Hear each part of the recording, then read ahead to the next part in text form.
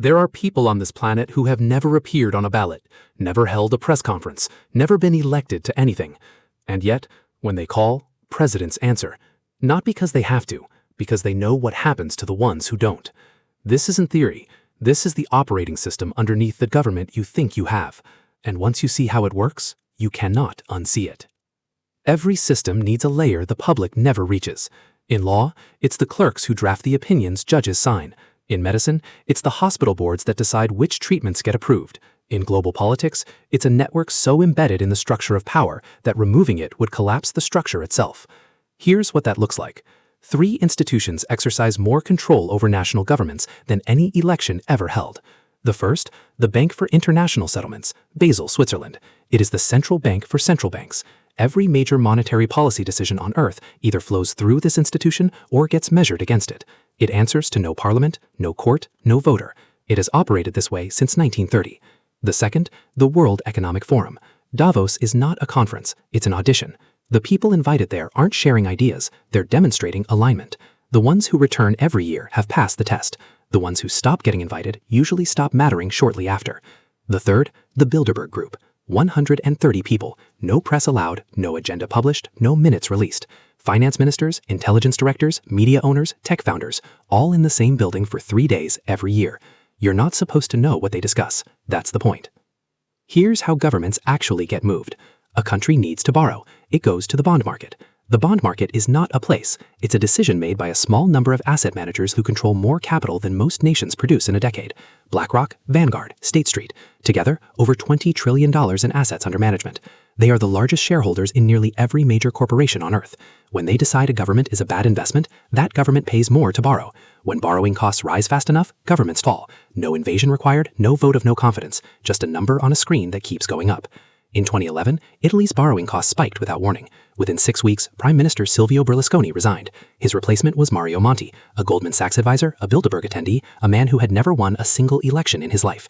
He was installed by markets, approved by the same institutions that created the pressure, and presented to the Italian public as a technocratic necessity. That's the mechanism. That's how it works. And Italy was not the first. It was not the last. Let's stop being vague. Larry Fink runs BlackRock. He meets with more heads of state per year than most sitting foreign ministers. He does not need a government title. He has something better. He controls the capital those governments depend on to function. In 2022, the U.S. Federal Reserve hired BlackRock to manage its emergency bond buying program. The same firm advising governments on risk was now executing policy for the central bank of the world's largest economy. Regulator and regulator, the same entity. Then there's the revolving door. This is not a metaphor. It is a documented structural feature of every major Western government. Senior officials leave treasury departments, central banks, and intelligence agencies. They move immediately into private equity, consulting firms, and asset managers. They take their relationships, their access, their classified context, and they sell it, legally. The door doesn't just revolve, it's the whole point of the building.